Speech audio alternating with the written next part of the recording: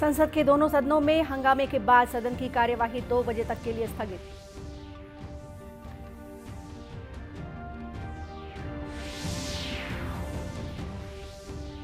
विधानसभा में प्रश्नकाल के दौरान सदन में गूंजा अवैध शराब बेरोजगारी भत्ता का मुद्दा।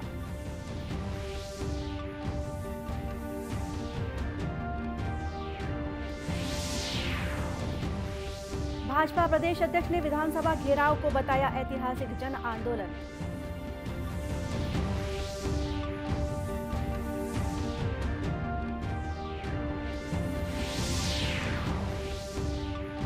और भारतीय रिजर्व बैंक के अनुमति के बाद 18 विदेशी बैंक भारतीय रुपयों में कर सकेंगे लेन देन।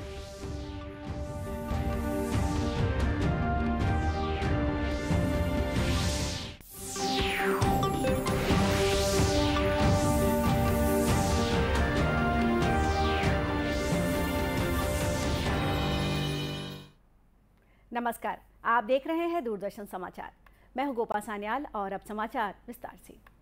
संसद के दोनों सदनों की कार्यवाही में आज लोकतंत्र को लेकर राहुल गांधी की टिप्पणी, अदानी समूह और अन्य मुद्दों को लेकर बाधा उत्पन्न हुई, जिसके बाद लोकसभा और राज्यसभा की कार्यवाही 2 बजे तक के लिए स्थगित कर दी गई। लोकसभा की कार्यवाही शुरू होते ही तृणमूल कांग्रेस के सांसद अपने चेहरों पर काले नकाब पहनकर सदन के बीचों बीच आ गए और शोर शराबे के बीच नारेबाजी शुरू हो गई, जिसके बाद लोकसभा अध्यक्ष ओम बिरला ने सदन की कार्यवाही 2 बजे तक के लिए स्थगित कर दी। राज्यसभा में भी इसी तरह की स्थिति रही। विपक्षी सदस्यों ने आरोप लगाया कि विपक्षी सदस्यों को बोलने नहीं दिया जा रहा है। कांग्रेस, आम आदमी पार्टी और विपक्ष के कुछ अन्य सदस्य भी अदानी समूह का मुद्दा उठाकर सदन के बीचों बीच आ गए। सभापति जगदीप धनखड़ ने सदस्यों से सदन की व्यवस्था कायम रखने को कहा, लेकिन शोर शराबा जारी रहा। इस कारण राज्यसभा की कार्यवाही 2 बजे तक के लिए स्थगित करनी पड़ी। केंद्रीय विधि और न्याय मंत्री किरण रिजिजू ने राहुल गांधी द्वारा लंदन में दिए गए भाषण पर कहा कि राहुल गांधी ने लोकतंत्र, न्यायपालिका और राष्ट्र का अपमान किया है और हमें राष्ट्र के विरुद्ध बोलने वाले लोगों के विरोध में आवाज उठानी होगी। नेतृत्व को और देश ने नकार दिया है, तो देश के वासी अगर राहुल गांधी को, कांग्रेस पार्टी को सपोर्ट नहीं करते हैं तो ये हमारा गलती नहीं है, पार्लियामेंट का भी गलती नहीं है। लेकिन क्योंकि देश के लोगों ने कांग्रेस को नकार दिया है, राहुल गांधी को नकार दिया है, तो इसका मतलब ये नहीं होना चाहिए कि देश को ही बदनाम करे, हमारे लोकतंत्र व्यवस्था को गाली दे, हमारे पार्लियामेंट, संसद को नीचा दिखाने के लिए विदेश में जाकर के अनाप शनाप बातें करे। ये हम कभी भी मंजूर नहीं करेंगे और हम चुपचाप नहीं बैठेंगे। छत्तीसगढ़ विधानसभा की कार्यवाही शुरू होते ही शराब के मामले में सत्ता पक्ष के विधायक गुलाब कमरो और विनय जायसवाल ने अवैध शराब कारोबार का मुद्दा उठाया। मध्य प्रदेश के शराब बॉर्डर के रास्ते छत्तीसगढ़ के सीमावर्ती क्षेत्रों में अवैध तरीके से शराब बिकने पर दोनों विधायकों ने कार्रवाई की मांग की। आबकारी मंत्री कवासी लखमा से कांग्रेस के ये दोनों विधायक कार्रवाई करने और अवैध व्यापार को बंद करवाने की मांग करते रहे। विपक्षी विधायकों ने इस मामले में सत्ता पक्ष के विधायकों का साथ देते हुए हंगामा किया। सत्ता पक्ष के विधायक के शिकायत पर विधानसभा अध्यक्ष ने आबकारी मंत्री को जांच करवाने और अवैध शराब की बिक्री पर रोक लगाकर कार्रवाई करने के निर्देश दिए। प्रश्नकाल के दौरान विधायक अजय चंद्राकर ने CMIE द्वारा जारी बेरोजगारी दर के आंकड़े को लेकर विभागीय मंत्री उमेश पटेल को घेरा। विधायक चंद्राकर ने कहा कि बेरोजगारी भत्ता को लेकर बजट में प्रावधान किया गया है, लेकिन सरकार के पास बेरोजगारों के आंकड़े नहीं है और सरकार निजी संस्था के आंकड़ों के आधार पर बेरोजगारी भत्ते का प्रावधान कर रही है। यही हमने कहा, हमने क्राइटेरिया सेट किया है। हमने कहा है कि उसमें आप आय का मापदंड रखा है, हमने उसमें उम्र का मापदंड रखा है, हमने उसमें सरकारी नौकरियों का मापदंड रखा है।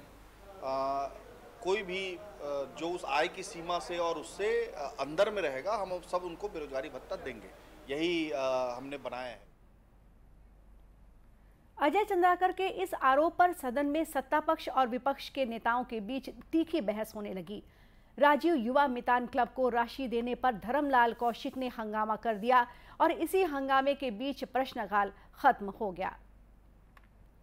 भारतीय जनता पार्टी के प्रदेश अध्यक्ष केंद्र सरकार की योजनाओं को लेकर लगातार राज्य सरकार को घेर रहे हैं। इसी कड़ी में कल विधानसभा घेराव भी हुआ था। प्रदेश कार्यकारिणी के सदस्य और पदाधिकारियों की उपस्थिति में राज्य सरकार के खिलाफ लगातार आवाज बुलंद किया जा रहा है। मोर आवाज मोर अधिकार अभियान के तहत किए गए विधानसभा घेराव के दूसरे दिन भाजपा प्रदेश अध्यक्ष अरुण साव ने प्रेस वार्ता को संबोधित करते हुए कहा कि विधानसभा घेराव का आंदोलन ऐतिहासिक आंदोलन रहा है। गांव-गांव, गली-गली और हर जिले के कार्यकर्ताओं के द्वारा प्रदेश स्तरीय प्रदर्शन किया जा रहा है। भाजपा कार्यकर्ताओं के द्वारा गरीबों के हक की लड़ाई लड़ी जा रही है। उन्होंने बताया कि आंदोलन के दौरान भाजपा के कार्यकर्ताओं के ऊपर लाठीचार्ज करते हुए आंसू गैस के बम छोड़े गए। प्रारंभ हुई और 2011 के सर्वे सूची के आधार पर प्रधानमंत्री आवास देने का काम पूरे देश भर में चला। शुरू के 3 वर्ष जब छत्तीसगढ़ में हमारी सरकार थी, हमने 7,56,000 परिवारों को पक्का मकान बनाकर दिया। पर जब से राज्य में कांग्रेस सरकार बनी है,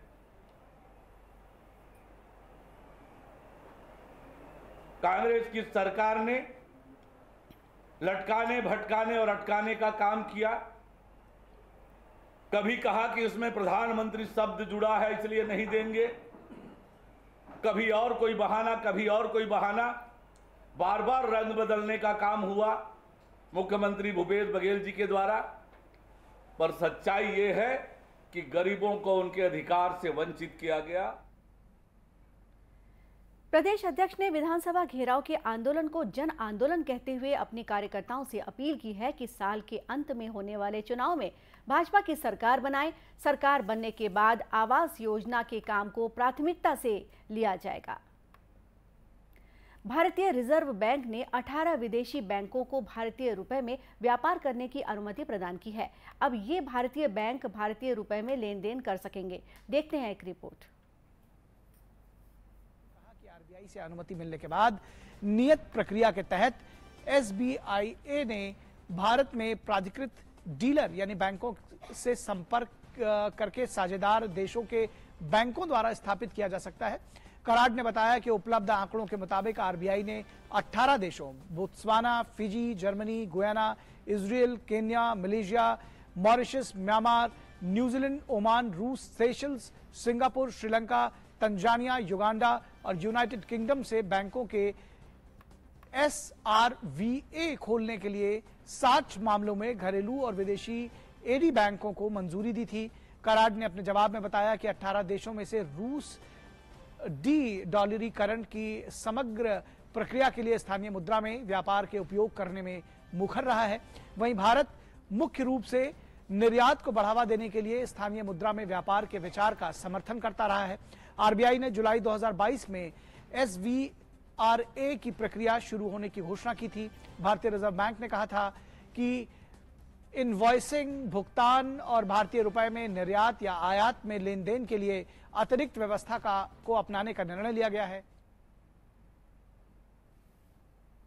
संसद में जनजातीय मामलों के मंत्रालय ने लोकसभा को सूचित किया है कि राष्ट्रीय अनुसूचित जनजाति वित्त और विकास निगम यानी एनएसडीएफडीसी ने 2021-22 में 1.6 लाख से अधिक अनुसूचित जनजाति के व्यक्तियों को आय सृजन गतिविधियों के लिए वित्तीय सहायता प्रदान की थी, जिनमें से 1,30,000 यानी तकरीबन 74% अनुसूचित जनजाति लाभार्थी महिलाएं शामिल थीं। पेश है एक रिपोर्ट। केंद्र सरकार महिलाओं के सशक्तिकरण एवं उनके सामाजिक उत्थान के लिए लगातार प्रयासरत है और इसी के तहत पूरे देश में विभिन्न योजनाओं के तहत इन्हें लाभ पहुंचाया जा रहा है। खासतौर पर अनुसूचित जनजाति, उनमें भी विशेषकर महिलाओं के लिए सृजित रोजगार के अवसरों की संख्या में लगातार इजाफा किया जा रहा है। राष्ट्रीय अनुसूचित जनजाति वित्त और विकास निगम देश में अनुसूचित जनजातियों के आर्थिक उत्थान के लक्ष्य के लिए रियायती वित्तीय सहायता प्रदान करती है। ये योजनाएं सावधि ऋण, आदिवासी महिला सशक्तिकरण योजना, आदिवासी शिक्षा ऋण योजना, स्वयं सहायता समूहों के लिए माइक्रो क्रेडिट योजना को संचालित करती है। लोकसभा में पूछे गए सवाल के जवाब में जनजातीय मामलों की राज्य मंत्री रेणुका सिंह सरूता ने लोकसभा को सूचित किया कि राष्ट्रीय अनुसूचित जनजाति वित्त और विकास निगम ने 2021-22 में अनुसूचित जनजाति के 1.6 लाख से ज्यादा लोगों को आय सृजन गतिविधियों के लिए वित्तीय सहायता प्रदान की थी, जिसमें छात्रों को दिए जाने वाला एजुकेशन लोन भी शामिल है। इन लाभार्थियों में से 1.2 लाख यानी 74.9% अनुसूचित जनजाति की महिलाएं थीं। प्रधानमंत्री जनजातीय विकास मिशन यानी PMJVM के तहत जनजातीय मामलों के मंत्रालय ने न्यूनतम समर्थन मूल्य पर लघु वन उपज यानी MFP की खरीद के लिए धन भी उपलब्ध कराया है। साथ ही tribal cooperative marketing development federation of India यानी TRIFED ने 3,225 वन धन विकास केंद्रों को भी मंजूरी दी, जिससे 9 लाख से अधिक लोग लाभान्वित हुए। वन धन विकास केंद्रों का लक्ष्य जंगल की संपत्ति का उपयोग करके आदिवासियों के लिए रोजगार सृजन करना है। अप्रैल में मन की बात कार्यक्रम की 100वीं कड़ी का प्रसारण होने जा रहा है। प्रधानमंत्री नरेंद्र मोदी हर महीने की आखिरी रविवार को मन की बात कार्यक्रम के जरिए जनता से सीधे जुड़ते हैं। डीडी न्यूज के साथ ही रेडियो पर प्रधानमंत्री नरेंद्र मोदी जनता से अपनी बात साझा करते हैं। हम आपको दिखा रहे हैं कार्यक्रम के कुछ चुनिंदा अंश। प्रधानमंत्री ने दूसरी कड़ी में लोगों से स्वच्छता अभियान को जन आंदोलन के रूप में बदलने और जनता को स्वच्छ भारत अभियान में सीधे जुड़ने का आग्रह किया है।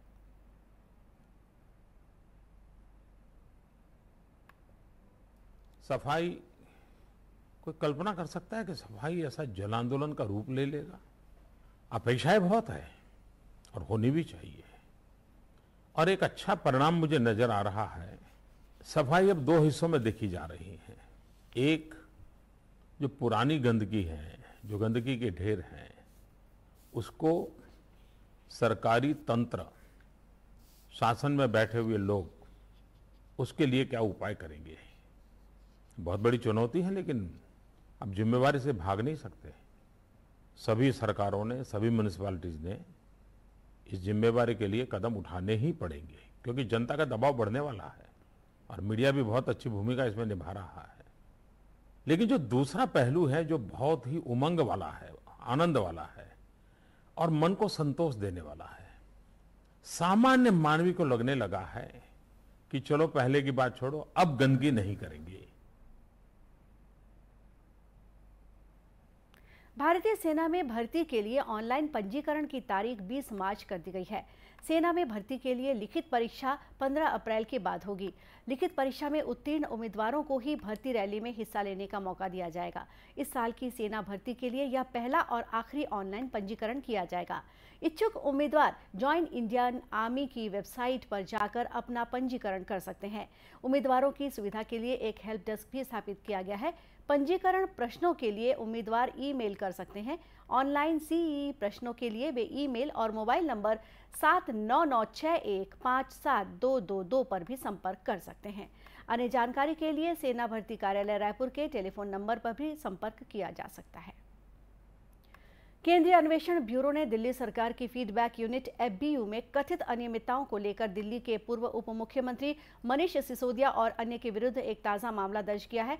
सीबीआई ने जासूसी मामले में मनीष सिसोदिया और अन्य अज्ञात लोगों सहित 6 लोगों के विरुद्ध एक प्राथमिकी दर्ज की है। आरोपियों पर आपराधिक षड्यंत्र, संपत्ति के कपटपूर्ण दुरुपयोग, एक जनसेवक द्वारा विश्वास का आपराधिक उल्लंघन करने और धोखाधड़ी सहित अभियोग का मामला दर्ज किया गया है। 2015 में दिल्ली की सत्ता में आने के बाद आम आदमी पार्टी सरकार ने फीडबैक यूनिट FBU गठित की थी। पहले पूर्व उप मुख्यमंत्री मनीष सिसोदिया को निरस्त हो चुकी 2021-22 के लिए दिल्ली आबकारी नीति के कार्यान्वयन में कथित भ्रष्टाचार के मामले में केंद्रीय अन्वेषण ब्यूरो ने 26 फरवरी को गिरफ्तार किया था। बाद में प्रवर्तन निदेशालय ने मनीष सिसोदिया को दिल्ली आबकारी नीति में धन शोधन मामले में हुई कथित अनियमितताओं को लेकर भी गिरफ्तार किया। अंत में मुख्य समाचार एक बार फिर। संसद के दोनों सदनों में हंगामे के बाद सदन की कार्यवाही 2 बजे तक के लिए स्थगित।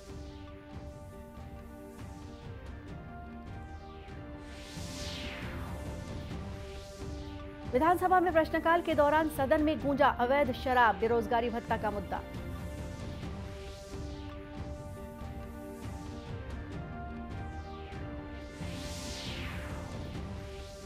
भाजपा प्रदेश अध्यक्ष ने विधानसभा घेराव को बताया ऐतिहासिक जन आंदोलन।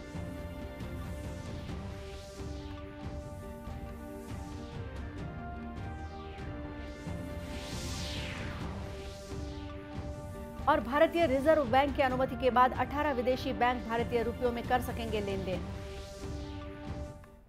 और इसी के साथ ये समाचार बुलेटिन यहीं समाप्त हुआ। नमस्कार।